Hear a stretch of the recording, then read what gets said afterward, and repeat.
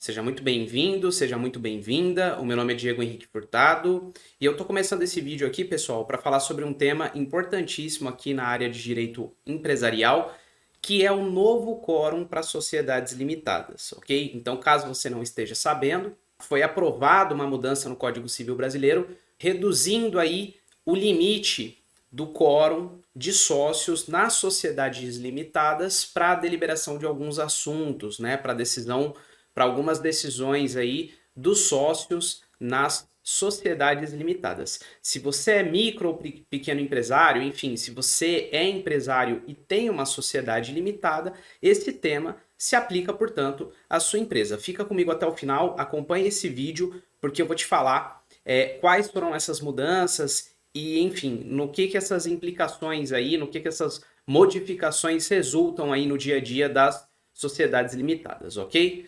Bom, vamos lá. Seguinte, a gente sabe que o fundador ou um empresário, né, ele não toma decisões sozinho quando ele tem sócios, né? Então, se você é empresário, microempreendedor, se você é um empresário de pequeno porte, você tem sócios, você evidentemente não toma decisões sozinhos, né? Na verdade, é para isso mesmo que servem os sócios, né? Para ajudar a gente a construir esse sonho empreendedor, esse sonho de crescer uma empresa, fazer com que uma empresa cresça, né?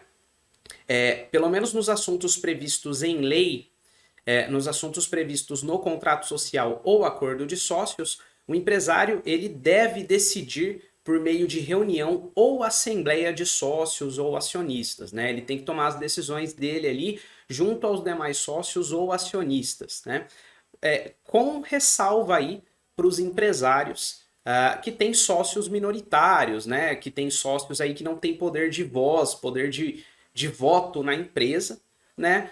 Caso você tenha sócios aí com poder de voto, evidentemente você toma decisões na empresa junto com esses sócios, ok? Então, por exemplo, temas como aprovação de contas da administração da empresa, modificação do contrato social, pedido de recuperação judicial ou extrajudicial. São todas matérias previstas no Código Civil Brasileiro como temas obrigatórios para que estejam deliberados entre os sócios da empresa. Então, os sócios da empresa em conjunto é que vão definir esses temas e os rumos que a empresa vai tomar, né? Se você tem sócios e precisa fazer uma modificação no seu contrato social, por exemplo, evidentemente que você não vai conseguir fazer isso sozinho, você vai precisar deliberar isso em reunião junto aos seus sócios, ok?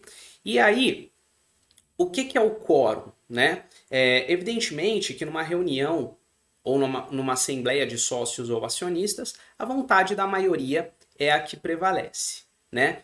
Porém, a lei ela faz exigências quanto ao número mínimo ali de participantes necessários em reunião para que aquela matéria discutida entre os sócios seja validamente aprovada, certo? A isso é que nós damos o nome de quórum, tá? Então você precisa ter um quórum ali de participantes de reunião de assembleia, de acionistas ou na reunião de sócios, e você precisa ter um número de pessoas ali do quadro societário da empresa que votem aquela matéria para que ela seja considerada validamente aprovada. Tá? No caso de empresas aí que se utilizam de atas, né, de reunião, de assembleia de sócios ou acionistas, você vai ter ali o voto desses sócios na ata, né? E, portanto, a ata ali vai se apresentar como um documento hábil, inclusive para fazer prova se aquela matéria foi devidamente aprovada ou não na reunião de sócios, ok? Muito bem. A Lei 14.451, de 21 de setembro de 2022, ela modificou o Código Civil Brasileiro, portanto, quanto ao quórum de sócios da sociedade limitada, especificamente da sociedade limitada para a deliberação de alguns assuntos. Então, é a Lei 14.451/2022 que entra em vigor agora no dia 21 de outubro. Tá? Então eu tô gravando esse vídeo antes dessa data, inclusive, para entregar para vocês em primeira mão aí essa mudança no Código Civil Brasileiro, ok? Muito bem. Quais são esses temas aí que exigem agora um quórum menor de sócios para que as matérias sejam aprovadas? São os seguintes temas: designação de administrador não sócio, modificação do contrato social e a incorporação, a fusão e a dissolução da sociedade ou a cessação do estado de liquidação da empresa, né? Então, veja, para você decidir temas como incorporação de empresa, fusão de empresas ou mesmo a dissolução da sua sociedade empresarial, agora você pode contar com um número reduzido de sócios ou de cotas sociais em reunião de sócios ou assembleia, ok? Para você designar um administrador não sócio, essa mudança importantíssima e feita agora na lei, ou para você modificar o seu contrato social, você pode contar com um quórum menor agora, né? A lei facilitou, desburocratizou, né? De todos esses assuntos, a mudança mais significativa foi a do quórum para aprovação de administrador não sócio, né? Que é aquele administrador nomeado em ato separado, quer dizer, ele não é nomeado no contrato social, ele é nomeado em algum documento separado, levado a registro na junta comercial ou no cartório civil de registro de pessoas jurídicas, né? E ali, por meio desse ato separado, é nomeado um administrador não sócio, né? Caso você não esteja familiarizado com o tema, é importante lembrar, nem todo administrador de empresa, ele é sócio da empresa, né? Às vezes a empresa opta por nomear um terceiro como administrador, deixando de fora essa responsabilidade para qualquer um dos sócios da empresa. Muito bem, se a empresa quiser nomear, ou melhor, se a sociedade quiser nomear um administrador não sócio, como é que fica a regra agora? Bom, vamos lá. É o seguinte, da designação de administrador não sócio. Como que o Código Civil previa até então, né?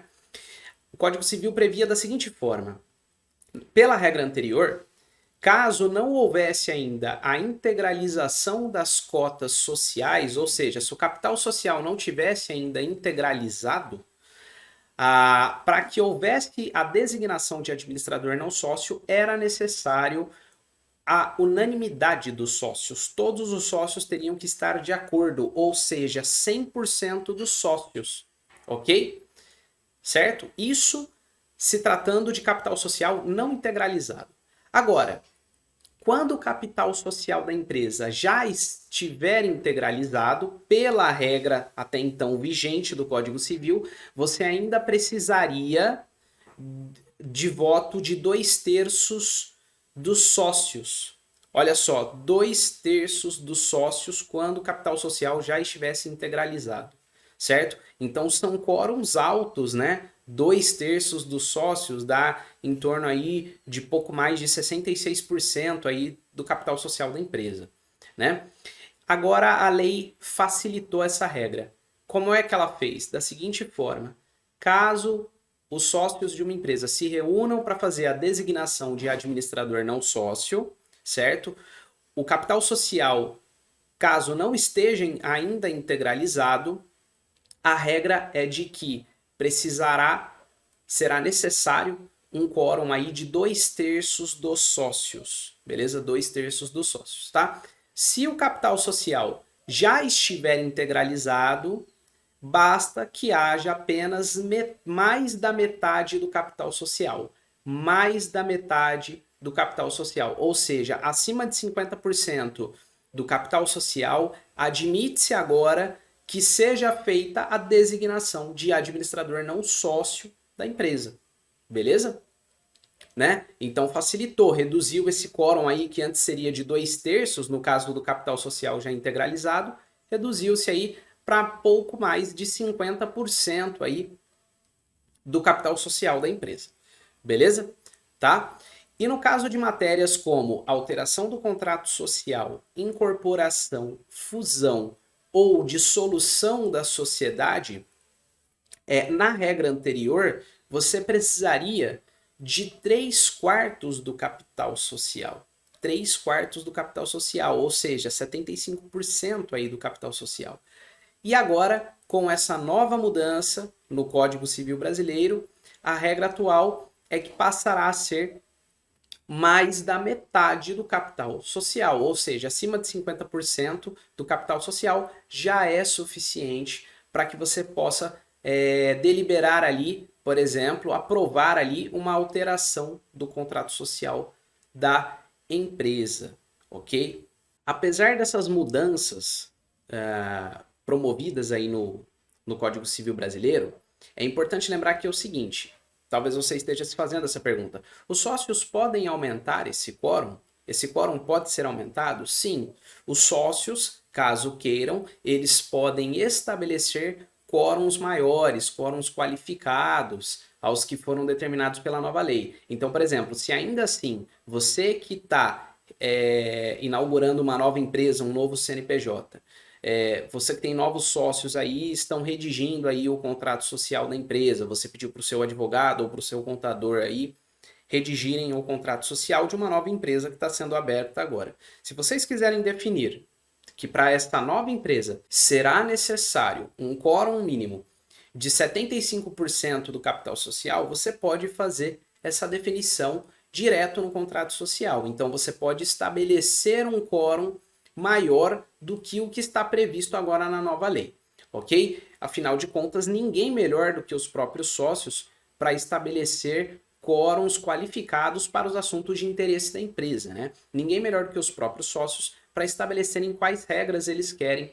quais regras societárias devem prevalecer na sua própria empresa, ok? Essa é uma mudança importante, ela veio no sentido de desburocratizar as decisões societárias e facilitou aí o andamento das atividades empresariais, né? Facilitou ali a prevalência da vontade da maioria. Se os sócios, para qualquer uma dessas matérias, quiserem estabelecer quórums maiores, eles podem definir isso por meio de contrato social, por meio da própria redação ali da cláusula no contrato social, da deliberação no contrato social, ok? Eu publiquei um artigo no meu blog falando sobre essa modificação de maneira mais detalhada. Eu vou deixar o link aqui na descrição. Peço que você acesse e leia. Lá vai estar de uma maneira mais bem detalhada, mais bem explicada, ok? Lembra de curtir esse vídeo, compartilhar, enfim, se inscrever no canal, caso esse tema tenha agregado valor aí para sua empresa, para os seus negócios. Em breve eu volto com novos assuntos aí sobre o direito empresarial. Um forte abraço.